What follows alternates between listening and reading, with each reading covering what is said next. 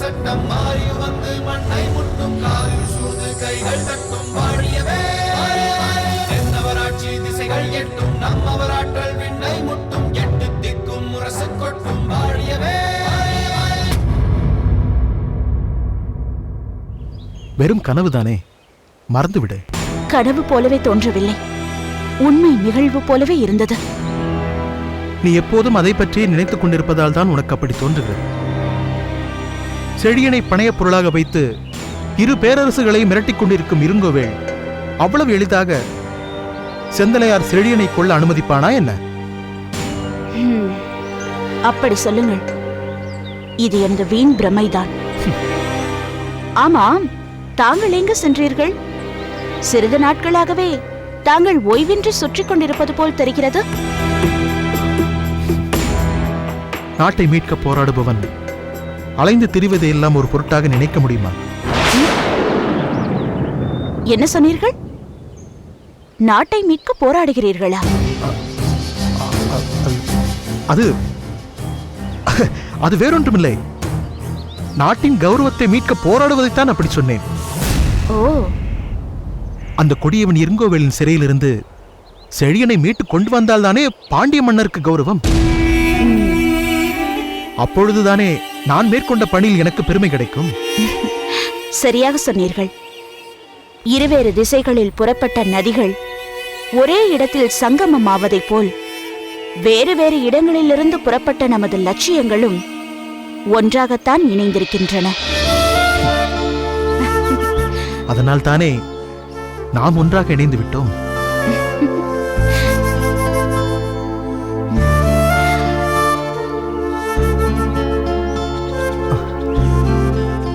என்ன அமைதியாகி விட்டாய்? பார்த்தீர்களா, தங்கள் அன்பான பேச்சில் நான் சொல்ல வந்ததையே மறந்துவிட்டேன். என்ன அது? தாங்கள் எனக்கு தந்த பணியை நான் நிறைவேற்றிவிட்டேன். மன்னர் கரிகாலரை தாங்கள் சந்திக்க அனுமதி பெற்றுவிட்டேன்.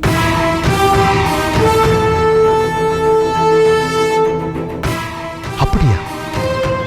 ஆமாம், உடனே தங்களை சந்திக்க அவர் சம்மதித்து விட்டார். என்னுடனேயே வந்து என் கண் முன்னாலேயே தாங்கள் அவரை சந்தித்து உரையாடலாம்.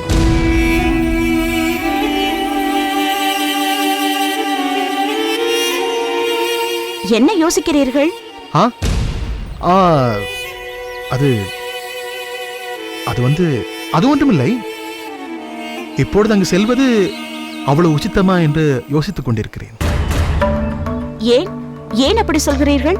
பாண்டிய நாட்டைச் சேர்ந்த என் பகைவன் சோழ நாட்டை நோக்கி வந்து கொண்டிருக்கிறார். என்ன? பாண்டிய மன்னரின் பணியை ஏற்று பகலிரவாய் பாடுபட்டு காட்டில் அலைந்து கொண்டிருக்கும் தங்களுக்கு பாண்டிய நாட்டிலேயே பகைவனா? யார் அவன்? பாண்டிய நாட்டு தளபதி மணிமாறன்.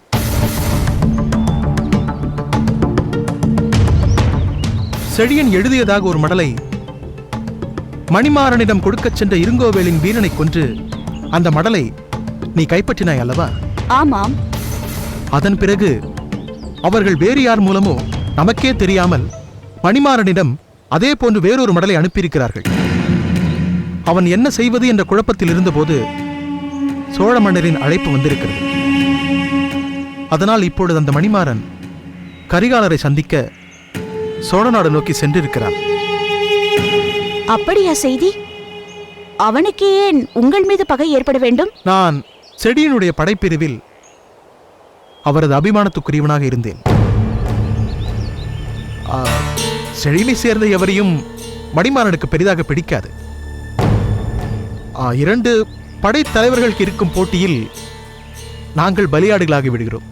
பிறகு ஏன் மணிமாறன் செழியனை மீட்க படையோடு வந்தான்? மாமன்னர் பெருவழுதி பாண்டியர் ஆணையிடும் போது மறுக்க முடியுமா? அதனால்தான் வேறு வழியின்றி புறப்பட்டவன் இப்போது சோழ மன்னரின் அழைப்பை ஏற்று அங்கு சென்றிருக்கிறான்.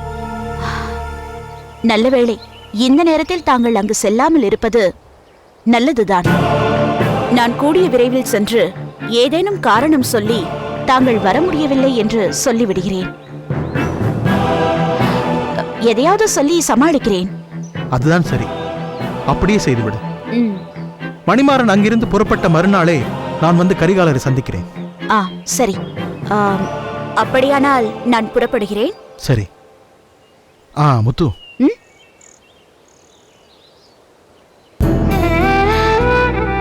பார்த்து எச்சரிக்கையாக செல். கவலைப்படாதீர்கள், நான் பார்த்துக் கொள்கிறேன். நான் வரட்டுமா?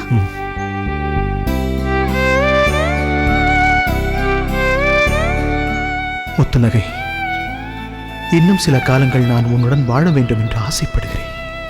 அதனால்தான் கரிகாலனின் சந்திப்பை நான் நிராகரித்தேன். நீ எனக்கு வேண்டும் முத்துநகை.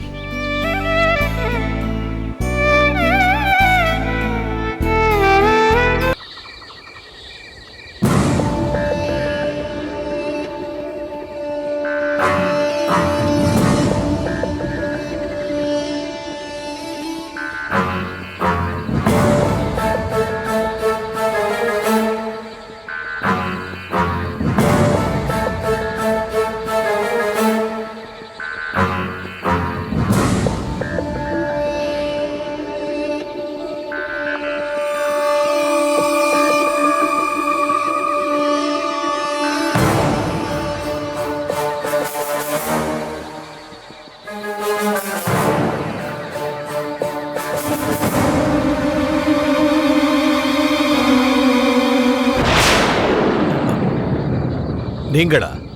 நான் யாரோ என்று பயந்து விட்டேன். காட்டிற்குள் வரும்பொழுது பயந்தால் எப்படி? உண்மைதான். பயந்தால் லட்சியம் நிறைவேறுமா? உங்களை கண்டு பல நாட்கள் ஆகிவிட்டதே என்பதால் தான் நானே உங்களை தேடி வந்தேன். என்னால் தங்களுக்கு எந்த ஆபத்தும் நேர்ந்துவிடக் கூடாது என்பதற்காகத்தான் சற்று விலகி இருந்தேன்.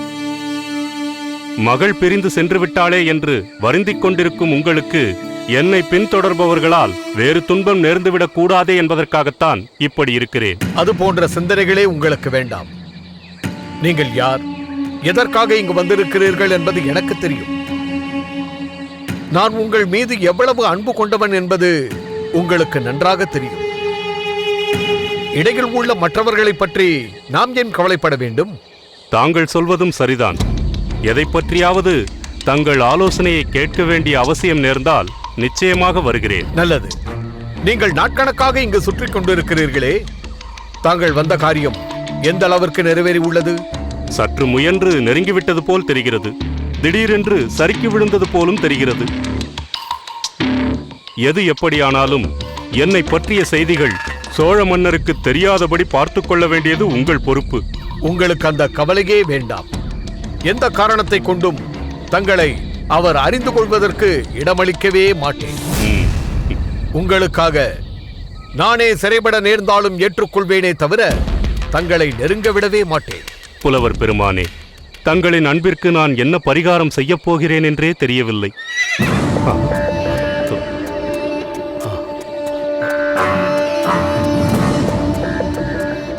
தாங்கள் வாருங்கள்.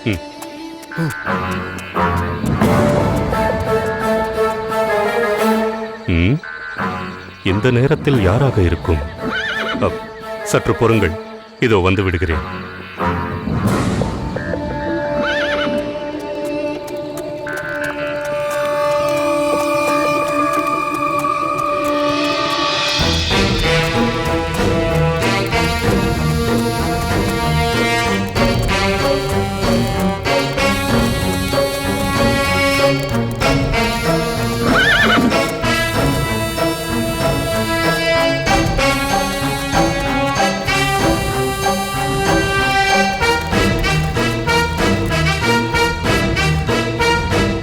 மணிமாறன் எதற்காக இங்கு வந்தான்?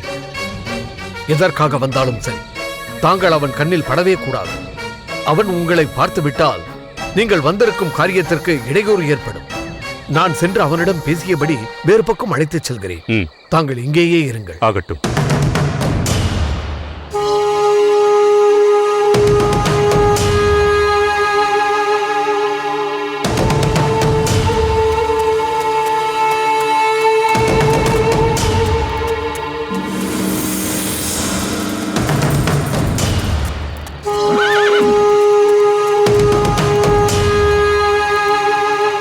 புலவர் பெருமானா,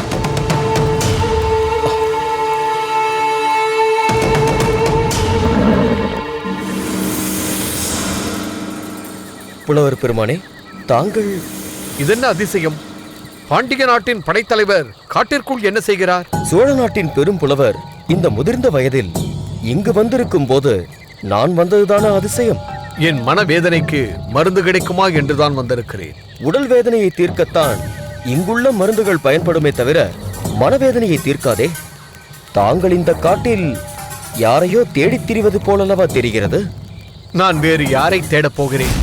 எனது ஒரே மகள், செல்ல மகள் முத்துநகை தனக்கு பொருத்தமில்லாத செயலில் ஈடுபட்டு இங்கு வந்திருப்பதாக இப்போதுதான் கேள்விப்பட்டேன். புலிகளின் குகையை தேடி புள்ளிமான் செல்வது போல இருங்கோவேலின் இருப்பிடத்தை தேடி அவள் சென்றிருக்கிறாள் என்று தெரிந்தது. அது அவளால் செய்யக்கூடிய காரியமா? தாங்களே சொல்லுங்கள். புலவரே, தங்கள் மகளின் துணிவை பற்றி கேட்கும்போது எனக்கு வியப்பாக இருக்கிறது.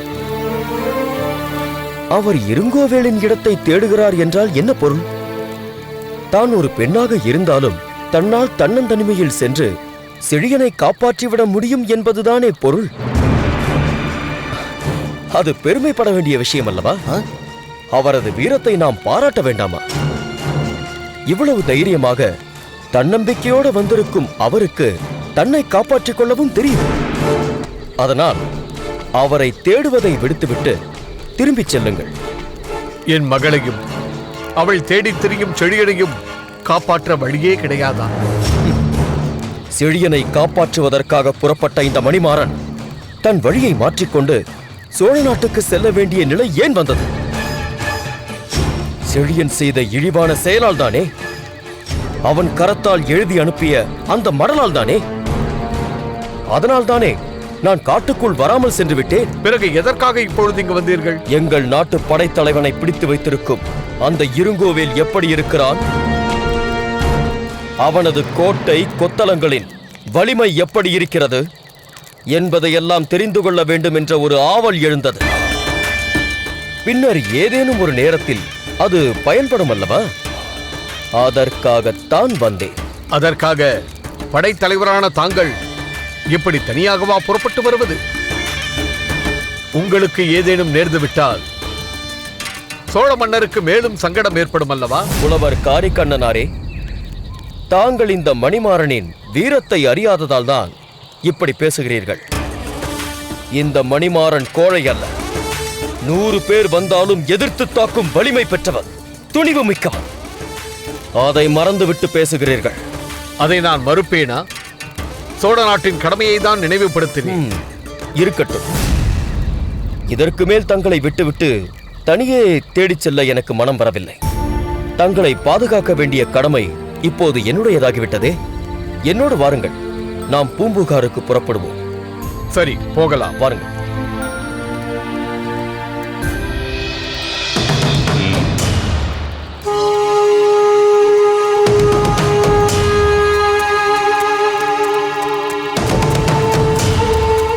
வாருங்கள்.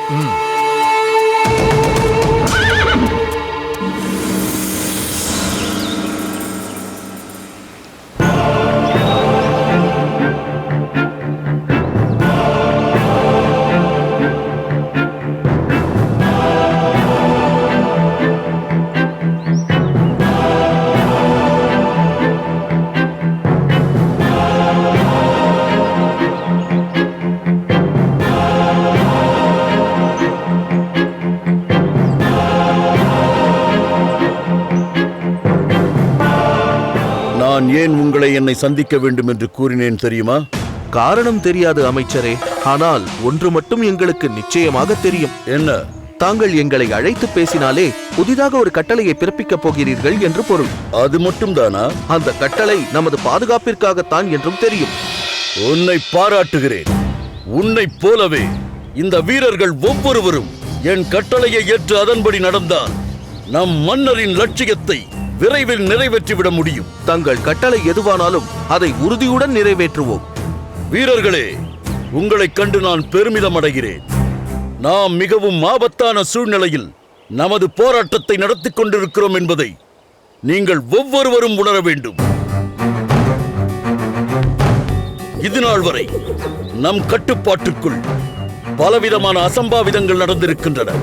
எந்த நேரத்தில் யார் வருகிறார்கள் என்பது தெரியவில்லை.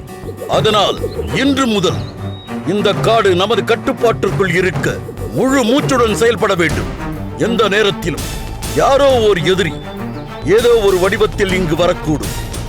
இனிமேல் இந்த காட்டிற்குள் புதிதாக யார் வந்தாலும் அவர்களை சோதனை செய்ய வேண்டும். என் கையெழுத்திட்ட ஓலையோ அல்லது மன்னர் கையெழுத்திட்ட ஓலையோ அவர்களிடம் இருந்தால்தான் அவர்களை இந்த காட்டிற்குள் வர அனுமதிக்க வேண்டும்.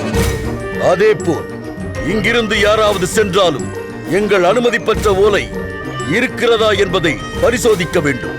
அதன் பிறகே அவர்களை வெளியே அனுப்ப வேண்டும். புரிகிறதா? தங்கள் கட்டளை எவ்வளவு முக்கியமானது என்பதை நாங்கள் அனுபவபூர்வமாக அறிந்திருக்கிறோம். அமைச்சர் பெருமானே, இனி ஒவ்வொருவரும் மிகுந்த எச்சரிக்கையோடு கண்காணிப்போம். இது உறுதி. பகை பகை பகை, தூள் தூள் தூள்.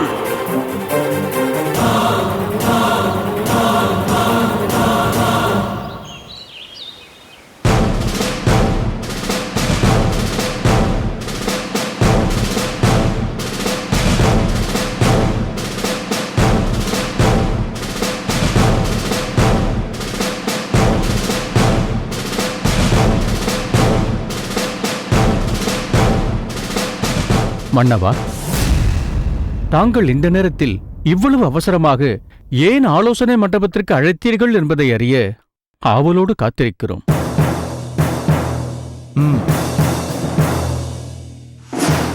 நானும் இங்குள்ள அனைவரின் முகத்திலும் இருக்கும் பரபரப்பை பார்த்துக் கொண்டுதான் இருக்கிறேன். அமைச்சரே, இது செழியனை பற்றிய செய்தி என்பதால்தான் குறிப்பிட்ட சிலரை மட்டுமே இதை பற்றி விவாதிக்க அழைத்திருக்கிறேன். என்ன, செழியனை பற்றிய செய்தியா? மன்னவா, என் மகன் நலமாக இருக்கிறானா? அவனுக்கு ஆபத்து ஒன்றும் இல்லையே? பதறாதீர்கள் அறிவுடை நம்பிகளே, செழியனுக்கு எந்த ஆபத்தும் இல்லை. இருங்கோவேளால் கடத்தப்பட்டு சிறைச்சாலையில் அடைக்கப்பட்டிருந்தாலும் அவன் நலமாகவே இருக்கிறான் என்பது அவன் அனுப்பிய லிகிதத்திலிருந்து தெரிய வருகிறது. என்ன, செழியன் லிகிதம் அனுப்பி இருக்கிறானா? யாருக்கு? எனக்குத்தான். அது எப்படி தங்களுக்கு வந்தது? யார் கொண்டு வந்து கொடுத்தார்கள்? இருங்கோவேளின் வீரன் ஒருவனே இதை கொண்டு வந்திருக்கிறான். ஆனால் அவன் இடையில் மணிமாறனை சந்திக்க நேர்ந்ததால் அவனிடமே அதை தந்திருக்கிறான். லிகிதத்தின் வாசகங்களைக் கண்டு குழப்பமடைந்த மணிமாறன் என்ன செய்வதென்று புரியாமல் திகைத்து நின்றபோது கரிகாலர் புலவர் காரிக்கண்ணனாரை அனுப்பி மணிமாறனை அழைத்துக் கொண்டு அங்கு சென்று இந்த மடலை அனுப்பியிருக்கிறார். கரிகால் வளவனின் வம்சத்தையே கருவறுப்பேன் என்ற வஞ்சத்தோடு இருந்த நெஞ்சம் எங்கே? அனைத்தும் இப்போது மறந்து விட்டதா மன்னா? செந்தலையாரே,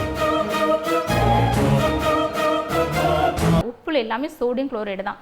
சோடியம் வந்து என்றைக்குமே ஹார்ட்டுக்கு வந்து எனிமையாக தான் இருக்கும். அதனால தான் மருத்துவர்கள் சொல்லுவாங்க, நீங்கள் சாப்பிடக்கூடிய சாப்பாடு வந்து உப்பை கம்மி பண்ணி சாப்பிடுங்க. ஏன்னா உப்பு வந்து ஹார்ட்டுக்கு என்றைக்குமே ஒரு எனிமை. என்றைக்குமே ஹார்ட்டுக்கும் உப்புக்கு வந்து உப்பு அதிகமாக சாப்பிட்றவங்களுக்கு கட்டாயம் ஹார்ட் ப்ராப்ளம் வந்துடும். அதனால் உப்பு கம்மி பண்ண சாப்பிட சொல்லுவாங்க.